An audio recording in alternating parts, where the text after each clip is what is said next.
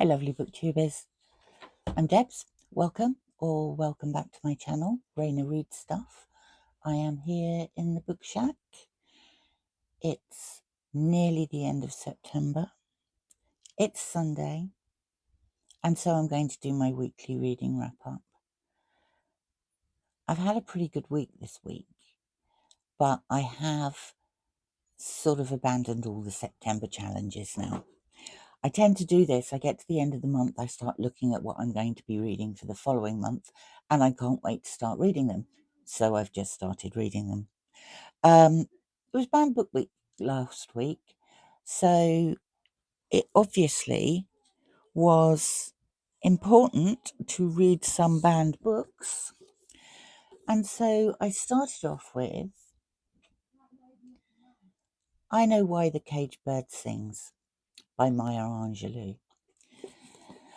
I can't believe I've never read this before. I have read some Maya Angelou, but it's mainly been her poetry. This was incredible. I don't know why you would ban this book. She has such an important voice. I mean, she has got to be one of the giants of women's literature in America. This is the first volume of her autobiography. Most of you have probably already read it. So it is poignant. In places it is sad, in places it makes you angry, but in places it's also joyous. She was an amazing woman. What can I say about Maya Angelou? I finished this and wanted to read some more, and on the list of books that I have bought this year that I haven't read was this, Letter to My Daughter by Maya Angelou. Now, she doesn't have a daughter. This is a letter to the daughter that she wished she'd had. And it is a series of essays and poetry and advice and reminiscences that cover everything from national spirit to philanthropy to the morals and codes that her grandmother instilled into her. It was a very quick read, actually, but equally, it was a very interesting read. I think I've got 3 more books of her autobiography, which I think runs to about 8 volumes, but I must read more. So that was actually, it wasn't the only nod to Banned Books Week. The other nod to Banned Books Week was this, What Girls Are Made Of by Elana K. Arnold. And this was the story of a young girl. Her parents pretty much leave her to her own devices. She has a boyfriend. She has committed some sin against a fellow pupil that you don't actually learn what it is until the end of the book. It is about her sexual experiences, and it is a coming of age novel. It's one of the 13 that have been banned in Utah. Now, I was reading some more into it this week, and this new law in Utah basically says that if 3 school districts ban a book, it becomes universally banned in schools and school libraries across the state. There are 41 school districts in Utah. So 3 out of 41 is about 7.3%, which is hardly a majority, especially when you take into account that it's not 7.3% of the population or even the adult population. It's 7.3% of adults that have contact with schools. So it's barely even a minority. If 7.3% of people decided they didn't like Donald Trump, would we get rid of him? Sadly, I don't think we would. If 7.3% of people decided that cars were a danger to humanity, would we get rid of them? No, we wouldn't. So I don't know what Utah's doing, but other than embarrassing itself, really. Anyway, a lot of my reading this week has been in an attempt to bring down the number of books that I've bought this year and haven't read. I have bought 184 physical books this year, or when I say bought, 184 physical books have entered into my house since I finished doing the Read What You Own challenge. And I want to read as many of those as I can before the next Read What You Own challenge starts, because the difference between the number that I've bought and the number that I've read will form the number for my Read What You Own challenge this year. So these ones were all from my list. This is a copy of Penguin Classics, The Jewish Poets of Spain.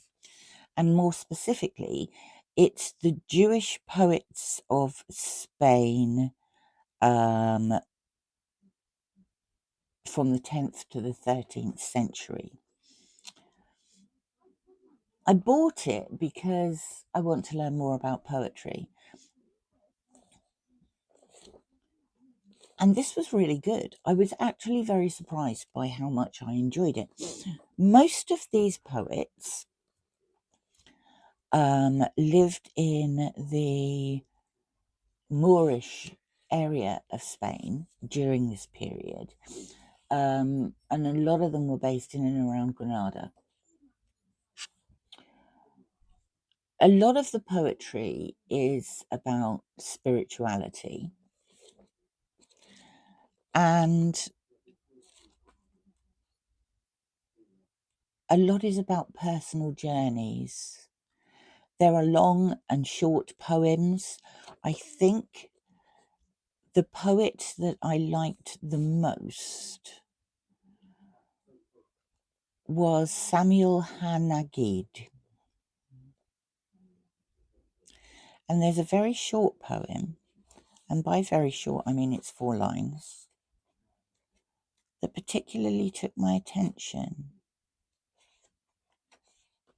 It's called War. War, at first, is like a young girl with whom every man desires to flirt. And at the last, it is an old woman. All who meet her feel grieved and hurt. How simple is that? But it says loads. Well, I think it says loads. So that was one off my list.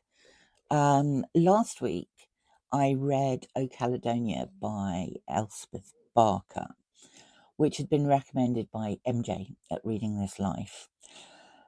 When I bought it, I also bought Notes from a Hen House, which was her autobiography, and I bought this, Loss, which wasn't written by her. It's an anthology that's edited by her, and there's a whole load of material in here from Sylvia Plath, Emily Dickinson, Shakespeare, Keats, W.H. Auden, poetry and prose. And it's about various aspects of loss, You know, whether it be something simple like losing a possession or something much more meaningful, that losing a partner. It was really good, really good. So thank you, MJ, for introducing me to Elspeth Barker, because I thoroughly enjoyed every one of the books that I've read. Also on my list was this, Arthur Miller's Death of a Salesman. I do like reading plays.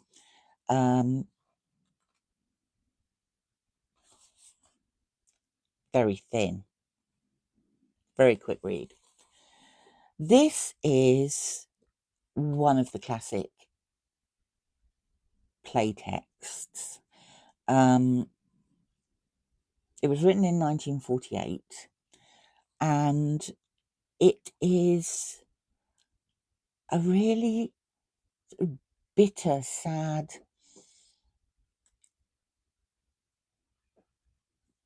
what's the word I'm looking for?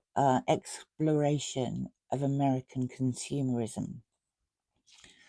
And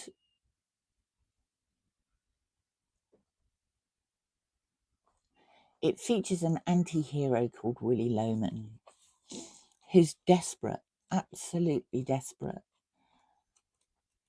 to do well in life.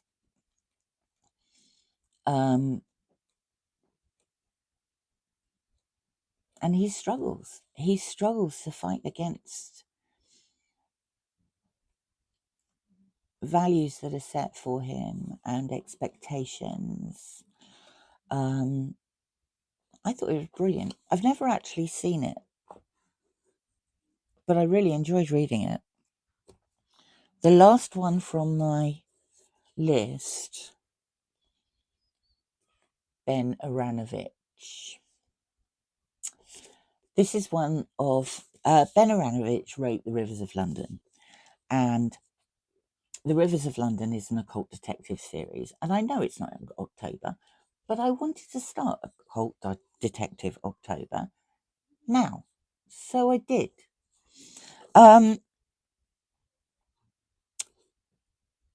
This is the only one of the Rivers of London series that isn't set in London that I've read so far. This is actually set on the River Mosel in Trier in Germany. It features a new character, well, new to me character, called Tobias Winter, who has gone to investigate some mysterious occurrences. He works for the Abteilung KDA. It deals with complex and diffuse matters. It deals with crimes that involve the occult. And this guy's been found dead near a winery. And he's covered in some sort of fungus. And it turns out that he died because this fungus spread to his lungs and suffocated him. And within a couple of days, the area around where his body was found is also covered with this fungus. So rather than dealing with the Rivers of London, we are dealing with the Moselle. There is mention of the characters that feature in the Rivers of London. Winter teams up with a police liaison officer in Trier, and her surname's Summer. It's the usual good fun. It's the usual rollicking read that you get from Aaronovitch. I plan to read, I've got 3 of his Rivers of London novels that I haven't yet read. I think I've read the first 4, but I've got another 3. I'll have a look at a couple of those over Occult Detective October. I'll put all the details for that down below, by the way. Then 2 that I don't know why I've dragged these out so long. I've read this. This is a very short introduction which is put out by Oxford University Press. It does a whole series. I mean, there's hundreds of them. This one is Shakespeare, and it's written by Germaine Greer. It wasn't the easiest read. I think Germaine Greer doesn't say things in nice, simple words when she can put a 7-syllable word that you have to look up in a dictionary in instead. But it was interesting, and obviously it was Shakespeare.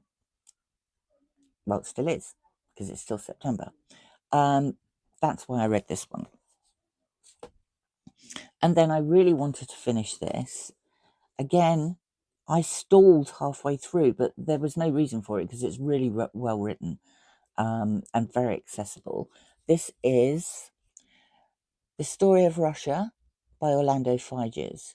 And the reason I wanted to finish it this month is because the next quarter of Historathon starts in October, and I have both Natasha's Dance and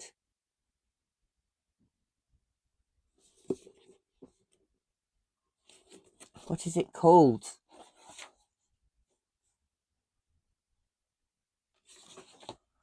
His book about the Russian Revolution.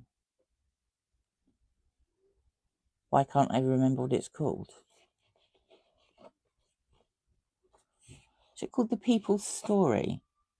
Anyway, they're both big, huge books. I wanted to read those for the final quarter of Historathon.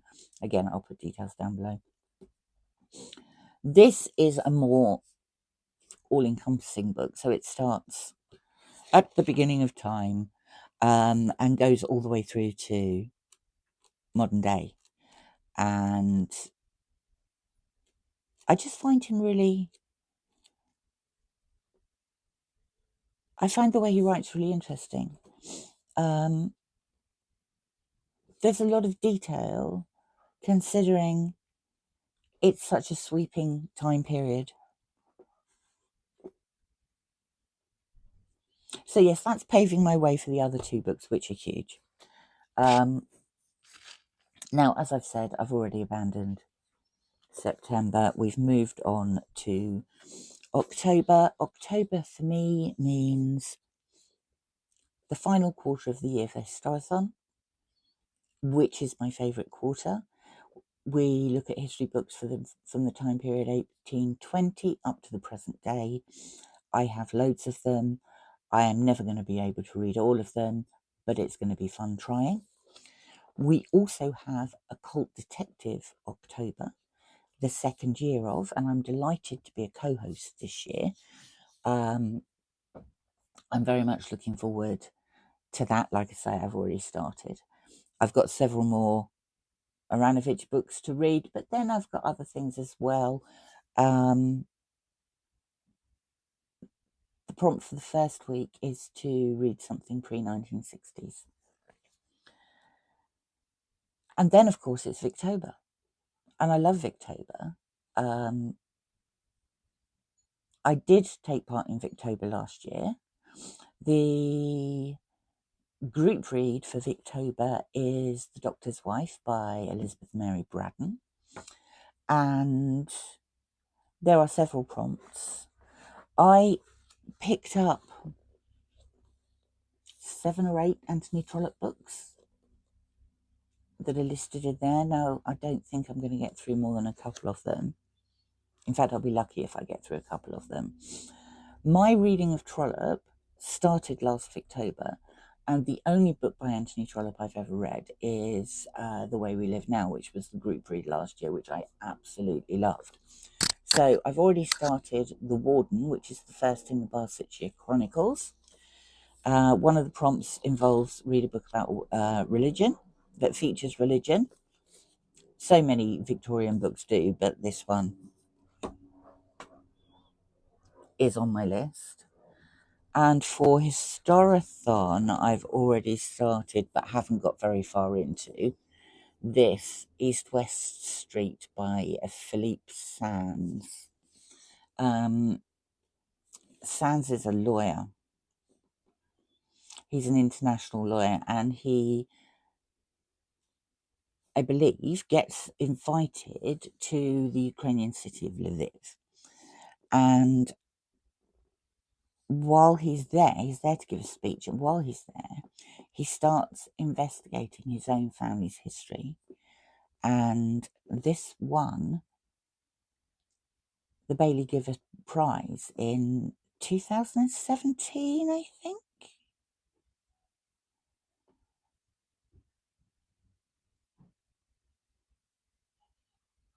The Sunday Times called it one of the most gripping and powerful books imaginable.